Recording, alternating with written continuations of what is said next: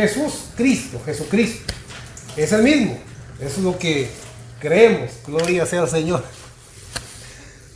Juan capítulo 1, versos 2 y 3, para iniciar el tema, para iniciar e introducirnos en el tema, sobre quién es el Cristo, sobre quién es el Hijo de Dios, dice así: en el principio era el Verbo.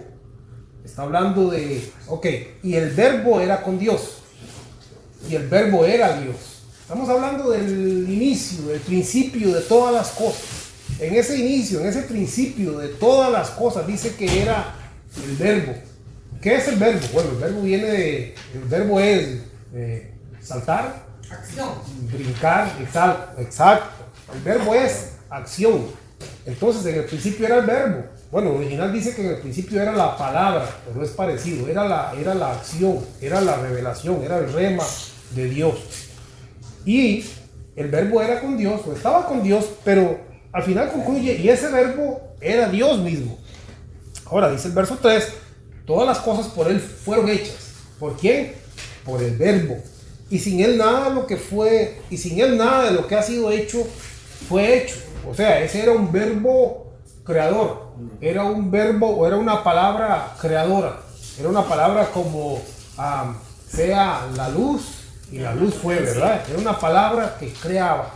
Y ese verbo, esa palabra creadora, era Dios. Estaba con Dios y era Dios.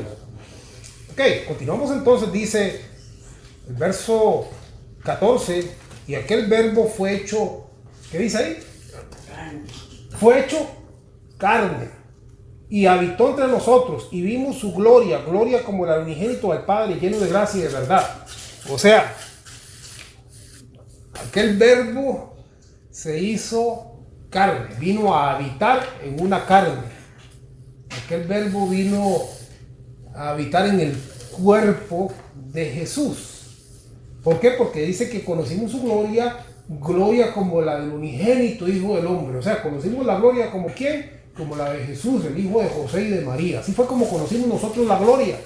Pero lo que sucedió es que aquel verbo que estaba en el principio, por el medio del cual fueron creadas todas las cosas, que estaba con Dios y que era Dios, vino y habitó en una carne, en un cuerpo, ¿verdad? Y nosotros en nuestro tiempo, en este mundo material, temporal, le conocimos como el unigénito, el Hijo de Dios.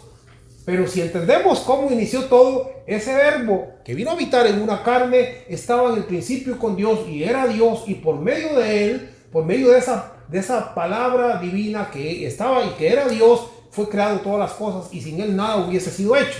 Ese es un principio para entender quién es el Cristo.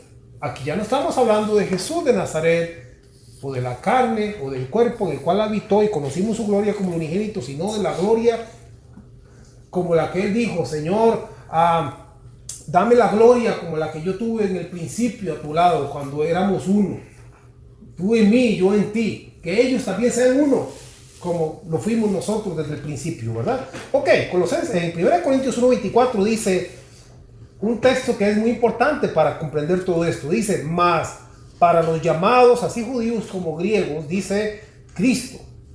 Y ahí dice: ¿qué es Cristo? Cristo, poder de Dios y sabiduría de Dios. Aquí entonces estamos hablando muy sencillo y muy simple, que es Cristo. No estamos hablando de Jesús, no estamos hablando de la gloria del unigénito, sino estamos hablando del principio, del verbo, del creador, de aquel que estaba y por medio del cual fueron creadas todas las cosas. Ahora recuerde, Cristo significa ungido. Cristo significa poder. Jesús significa Salvador y Cristo significa ungido. O sea, en Jesús vino la unción, vino el poder, vino Dios mismo, vino la palabra creativa, la palabra liberadora. Cristo dice entonces, 1 Corintios 1:24, poder y sabiduría de Dios. Ahora, muy importante entender que Cristo es sabiduría, porque Él es la palabra, y que Cristo es poder. Y que las dos cosas están relacionadas, porque si yo tengo la sabiduría de Dios, yo tengo el poder liberador de Dios. Si yo no tengo la sabiduría de Dios, posiblemente yo camine en esclavitud porque no comprendo la libertad y no estoy caminando a la luz de la sabiduría divina. Muy importante entonces, no solamente conocer a Jesús de Nazaret, que fue a la cruz y que murió por mis pecados, sino conocer a Cristo, que me libera mediante su poder y mediante su unción y mediante su sabiduría. Aquí estamos hablando de una segunda parte que es muy importante y que es clave en la vida del cristiano. Ahora, no estamos, como dijo alguien, inventando la luz, porque si usted va a algunos pasajes claves que hablan de la sabiduría en Proverbios, usted ve que esos pasajes le envían en una referencia o lo que se llama cross-reference a pasajes que hablan sobre Cristo en el Apocalipsis, como que Él desde el principio estaba con Dios. Entonces son cosas que están en la Biblia, pero que no se han hablado por algún motivo. Por ejemplo, Proverbios dice, hablando de la sabiduría, que Cristo es poder y sabiduría, dice, ella es árbol de vida a los que de ella echan mano, y bienaventurados son los que la retienen. Verso 19, Jehová con sabiduría fundó la tierra y afirmó los cielos con inteligencia. Entonces la sabiduría de Dios estaba fundando la tierra y afirmando los cielos. Dice entonces, y por medio del verbo fueron creadas todas las cosas, y sin él no hubiese sido creado nada. Ahora, Colosenses 1:16, hablando de Cristo, dice, porque en él fueron creadas todas las cosas. Recuerden que estamos hablando otra vez del verbo de Dios, de la palabra creadora, de la revelación, de la gloria que vino a habitar en carne. Porque en él fueron creadas todas las cosas, las que hay en los cielos y las que hay en la tierra, visibles e invisibles, sean tronos, sean dominios, sean principados, sean potestades. Juan 10:20, le rodearon los judíos y le dijeron, ¿hasta cuándo nos turbarás el alma? Si tú eres el Cristo, dínoslo abiertamente. Lo que decíamos el otro día es que la pregunta de los judíos no era si tú eres Jesús de Nazaret o si tú dices que salvas a la humanidad. La pregunta de ellos era si tú eres el ungido de Dios, porque el ungido de Dios equivaldría a Dios mismo salvando a los pecadores, a Dios mismo restaurando a Israel. Para ellos el Cristo o el ungido era algo totalmente diferente, y el alma de ellos se turbaba porque ellos miraban la parte externa de Jesús, carne, y decían, este es el hijo del carpintero, este es el hijo de José. Pero nuestra alma se turba cuando vemos los milagros que suceden, y entonces pensamos, ¿será este el Cristo? Y entonces dice, ¿hasta cuándo nos turbarás el alma? Lo que nosotros queremos saber es si tú eres el Cristo, porque esa era la pregunta. La pregunta era, lo que queremos saber es si tú eres el verbo de Dios hecho carne, si el verbo de Dios o Dios mismo está habitando en ti. Esa era la pregunta, y de ahí la importancia de nosotros saber, entender y comprender de lo que es, lo que significa a quién habitaba en Jesús de Nazaret. Porque Jesús cumplió la ley, Jesús fue circuncidado, Jesús fue presentado en el templo como lo decía la ley, Jesús fue bautizado conforme a la ley, Jesús hizo todo conforme a la ley, como un hombre, pero Dios habitaba en Jesús, Cristo habitaba en Jesús. Entonces, por eso vamos a seguir, porque es importante comprender esto. Ok, aquí viene algo interesante, en Mateo 16:15, hablando Jesús, o dijo alguien, hablando el Cristo a través de Jesús, hablando el Dios a través de Jesús, hombre, hace una pregunta y dice, Él les dijo, ¿y vosotros quién decís que soy yo? 16, dice, respondió Simón Pedro y dijo, tú eres el Cristo, el Hijo del Dios viviente. Lo que dijo Pedro no fue, tú eres, ni siquiera le dijo, tú eres el Salvador, sino le respondió con la gran respuesta cuando le dijo, tú eres el Cristo, el Hijo del Dios viviente. Verso 17, entonces le respondió Jesús, bienaventurado eres Simón, hijo de Jonás, porque no te lo reveló carne ni sangre, sino mi Padre que está en los cielos. O sea, Jesús reconoció que la gran verdad que había dicho Pedro en ese momento no había venido de un compañero discípulo ni había venido de nadie más, porque la gran verdad que decía Pedro era una verdad que había atravesado la carne de Jesús de Nazaret, había atravesado más allá de la carne a la hora que él dijo, tú eres el Cristo, o tú eres el verbo de Dios, o tú eres Dios, el Dios Salvador, tú eres el Cristo, el Hijo del Dios viviente, que para los judíos, cuando Jesús dijo que él era el Hijo de Dios, ellos querían apedrearlo porque para los judíos entendían que ser Hijo de Dios significaba ser Dios mismo. ser de la misma esencia de Dios. Ellos no lo entendían como que yo diga soy hijo de Dios. Ellos entendían cuando Jesús decía que era hijo de Dios, decía tú te haces igual a Dios. Entonces, cuando él dice tú eres el Cristo, el Hijo de Dios viviente, está reconociendo a Jesús como Dios o como el Verbo hecho carne, y Jesús le dice, no te lo reveló carne ni sangre. Lo que tú estás diciendo en este momento, Pedro, es porque Dios te lo está poniendo en tu boca. Entonces esa es una parte importante. Pedro sabía lo que decía. Exacto, no era algo que venía de la mente de Pedro, sino fueron palabras que Dios puso en Pedro, y Jesús se la señala y le dice, no, esta es una revelación que viene del cielo, no viene de ti, ni viene de hombre alguno. Ahora, pareciera que uno diría, bueno, pero ¿por qué están sorprendentes? Si Jesús estaba con ellos, pero la gran verdad de que reconociera que Cristo habitaba en Jesús por parte de Pedro. Ahora, seguimos entonces, Mateo 27, 22, Pilato les dijo, y esta es una pregunta que todo creyente debe hacerse, Pilato les dijo, ¿qué pues haremos de Jesús llamado el Cristo? ¿Y por qué digo esta es una pregunta que todo creyente debe hacerse? Porque todos nos enamoramos de Jesús de Nazaret. Y llega el momento que el creyente tiene que pensar, ¿qué pues haré con Jesús llamado el Cristo? ¿Qué pues haré? O sigo con Jesús o sigo con Cristo. ¿Y por qué yo tengo que escoger entre Jesús y el Cristo? ¿Por qué no me quedo con uno? ¿Por qué no me quedo con los dos? Bueno, el mismo Jesús dijo que no se pueden servir a dos señores. ¿Y por qué hablamos de dos señores? Bueno, vamos a ver los textos siguientes porque es importante definirse aquí exactamente dónde está nuestra fe. Ok, vamos a saltar a Romanos 7:4 que dice ahí, así también vosotros, hermanos míos, habéis muerto, dice el apóstol Pablo, a la ley mediante el cuerpo, no mediante Cristo, sino mediante el cuerpo. ¿Cuál era el cuerpo de Cristo?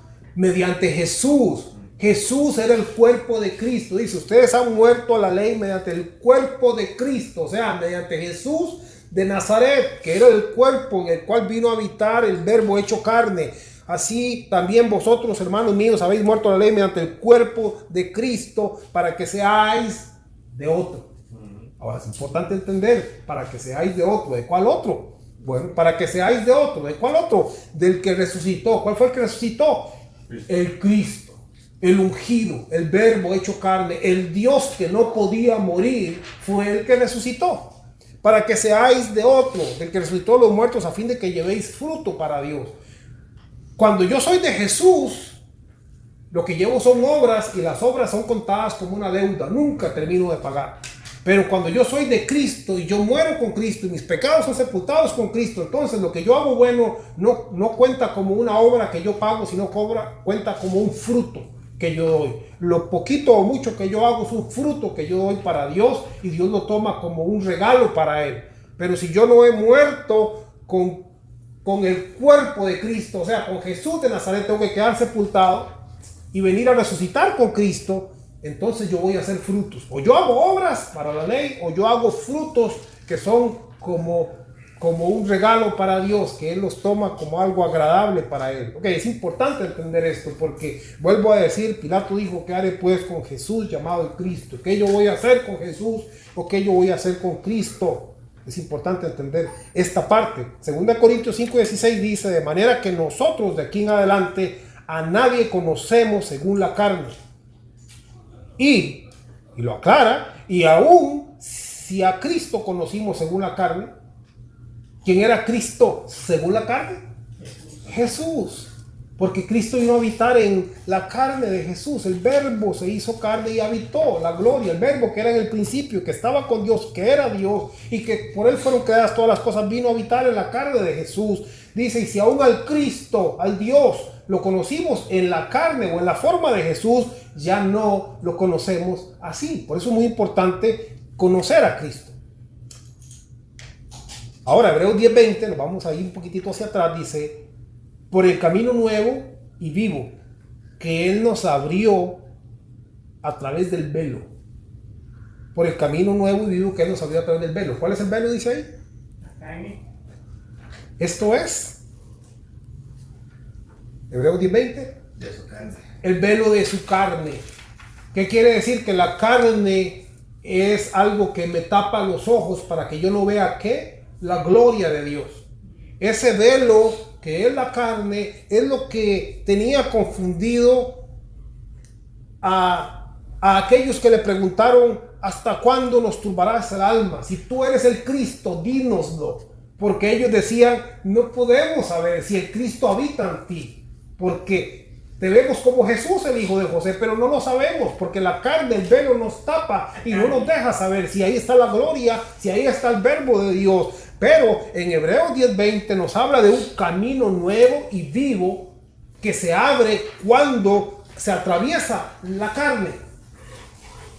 Cuando se atraviesa la carne, esto es el velo. Cuando el velo se rompe o se abre y nos encontramos con el Cristo, entonces encontramos un camino nuevo y vivo. Pero antes de eso, si no se abre la carne y seguimos queriendo imitar y seguimos queriendo hacer lo mismo que Él hizo, lo que Él conquistó, si queremos vencer al diablo, no, ya Él lo hizo. Si queremos lograr los ayunos, no, ya Él ayunó, no, ya Él triunfó sobre el pecado. Ahora tenemos que recibir el triunfo de lo que Él logró. Pero si no lo hemos hecho y seguimos con el velo en nuestros ojos, entonces seguiremos bajo la ley y seguiremos confundidos. Es muy importante que entendamos el camino nuevo y vivo que se abre a través del velo, esto es su carne, permitir que se abra. Ahora, es por esto que el apóstol Pablo en Gálatas 4:19 dice: hijitos míos, por quienes vuelvo a sufrir dolores de parto hasta que Cristo sea formado en vosotros. Cuando Cristo es formado en nosotros es cuando, como dice Gálatas 2:20, no vivo yo, mas Cristo vive en mí. Yo quito mi fe y pongo la fe de Cristo. Yo quito mi carne y digo: esta está sepultada con el cuerpo de Cristo, que es Jesús de Nazaret. Ahora el pecado quedó sepultado. Ahora Cristo es formado en mí. Ahora Dios ve a Cristo en mí. Ahora, como dice ahí en 1 Corintios 2:16, yo tengo la mente de Cristo. 2 Corintios 2:15, yo soy olor grato a Cristo. Otro pasaje dice que tenemos las vestiduras de Cristo, revestidos del Señor Jesucristo. Entonces es muy importante ahora pensar y decir: yo me veo como Dios me ve, porque Dios me ve a mí a través de la sangre de Cristo. Yo soy olor grato. Dios no ve a Milton o Dios no ve a Josué. Dios ve ¿a quién? Hasta que Cristo sea formado en vosotros. Dios ve a Cristo. Y dijo alguien: en un día que haya un juicio final o que usted esté delante del trono de Dios, ¿podrá usted pararse como ser humano delante del trono de Dios, o debería usted pararse como Cristo delante de Dios? Porque si Cristo ha sido formado en fe en mi vida, Dios va a decir: pase, porque yo veo a Cristo, yo veo a mi hijo, yo veo mi sangre, yo veo los vestidos de justicia, yo veo la fe de mi hijo, adelante. Pero si vamos como seres humanos en la carne, tratando de decir: Señor, yo hice lo que pude, mire, yo traté, yo luché, yo ayuné, yo me sacrifiqué, yo ofrendé, yo diezmé, el Señor va a decir: yo no me hueles a Cristo, no veo la fe de Cristo, no los vestidos de Cristo, me parece que lo que veo es carne, y vamos a estar en problemas. Entonces de ahí que es muy importante. Y la carne huele mal.